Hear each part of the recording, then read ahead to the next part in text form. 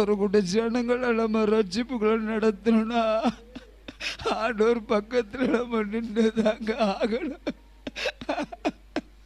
ஆண்டவர் பக்கத்துல நின்றுதாங்க ஆகணும். அப்பா அப்பா ஆத்ம பாரத்தை வைங்கப்பா. என் ஜனங்க என் சொந்த கிராமத்துல இருக்கு, என் சொந்த ஜனங்கள், என் சொந்த ஜனங்களுக்காக நான் சோமுடாம விட்டுட்டேனப்பா. அப்பா என் தெருல இருக்கவங்களுக்காக